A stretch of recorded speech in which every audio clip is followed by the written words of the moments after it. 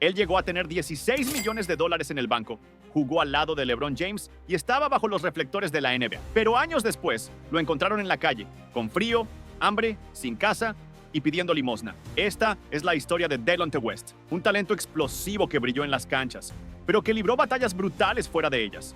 Delonte West era una promesa que parecía destinada a la cima, pero terminó cayendo al fondo del pozo. ¿Pero qué fue lo que pasó con él? ¿Cómo alguien puede pasar de estar en la cima de la NBA a terminar con absolutamente nada? Hoy vas a conocer una de las historias más tristes y más humanas en toda la historia de la NBA. Delonte Maurice West nació en 1983 en Washington, D.C., en medio de un entorno familiar completamente inestable. Desde pequeño, vivió violencia doméstica, pobreza y un abandono emocional brutal. Él mismo describía su infancia como una pesadilla silenciosa. Desde joven, ya mostraba señales de una depresión profunda.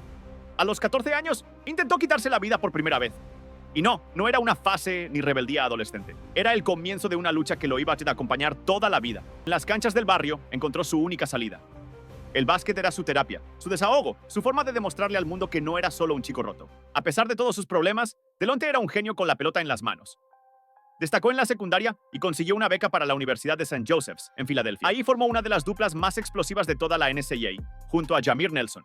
Juntos pusieron a St. Joseph's en el mapa del baloncesto universitario. En 2004 llegaron al Elite Eight del torneo nacional. Algo histórico para la universidad. Delonte era famoso por su visión de juego, su defensa intensa y ese tiro letal de media distancia. No pasó mucho tiempo hasta que la NBA puso los ojos en él. Y con su nombre en lo más alto, se declaró para el draft. En el draft de 2004, los Boston Celtics lo seleccionaron en la posición 24 de la primera ronda. Con solo 21 años, ya estaba en la élite del baloncesto mundial. Sus primeros partidos fueron complicados. Tuvo lesiones, altibajos, pero rápido demostró que tenía nivel. Era un base versátil, con una lectura brillante del juego y una defensa que sacaba de quicio a cualquiera. Jugó 3 temporadas en Boston y aunque no fue una superestrella, ganó respeto por su entrega. En 2007 lo cambiaron a los Seattle Supersonics y poco después llegó a los Cleveland Cavaliers. Ahí, junto a LeBron James, viviría su mejor momento y también el principio de su caída. En Cleveland, Delonte se ganó el puesto de titular. Era el perro de presa del equipo.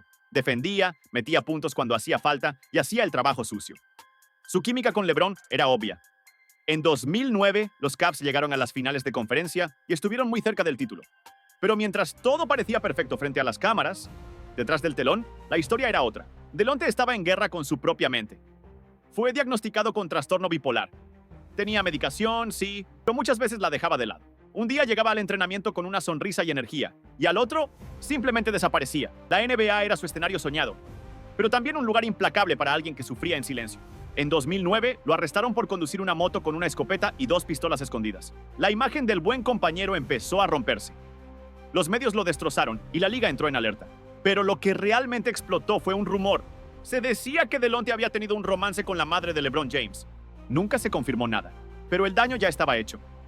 El vestuario se volvió un ambiente tóxico. LeBron nunca habló del tema, la prensa no lo soltaba, y Delonte cada vez se veía más aislado. Lo que antes era química, se convirtió en tensión. Y Cleveland ya no era su lugar. Delonte intentó revivir su carrera en otros equipos. Firmó con los Dallas Mavericks, tuvo algunos buenos momentos, pero sus demonios seguían ahí. Peleas con entrenadores, estallidos emocionales, problemas con las reglas del equipo. Lo suspendieron varias veces. Poco a poco, los equipos empezaron a evitarlo. Intentó jugar en la G-League, fue a China, pasó por Venezuela, pero su mala fama pesaba más que su talento. En 2012, sin contrato y sin rumbo, la NBA quedó como un recuerdo lejano. Sin dinero, sin contactos y con su salud mental destrozada, Delonte desapareció. Lo vieron durmiendo en estaciones de servicio, caminando desorientado por las calles de Houston. En algunos videos, aparecía siendo agredido sin siquiera defenderse. En otros, pedía comida con la mirada perdida. El mismo tipo que ganó más de 16 millones de dólares, ahora dependía de la caridad de desconocidos. Los fans de la NBA no podían creerlo. Exjugadores empezaron a pedir ayuda públicamente, pero parecía que nada los sacaba del fondo. La historia de Delonte se volvió un reflejo brutal de lo poco que se habla de salud mental en el deporte profesional. En 2020, una nueva imagen de Delonte se volvió viral. Estaba sentado en una acera, sin zapatos, con la barba crecida y una mirada totalmente perdida. Fue ahí cuando Mark Cuban, dueño de los Mavericks, decidió intervenir. Manejando él mismo, fue a buscar a Delonte y lo llevó a una clínica de rehabilitación. Pagó todo de su propio bolsillo. Lo trató como persona, no como exjugador. Por un momento, parecía que todo iba a mejorar. Delonte logró recuperarse. Volvió a convivir con su hijo. Lo vieron jugando en clínicas deportivas e incluso consiguió trabajo en un centro de rehabilitación. Pero el camino de la recuperación no es recto. En 2022 volvió a ser visto en la calle, pidiendo ayuda. La batalla con la salud mental es larga, dolorosa y solitaria. Aún así, muchos creen que Delonte todavía puede ganar. Tiene apoyo, tiene historia. Y lo más importante, todavía tiene tiempo.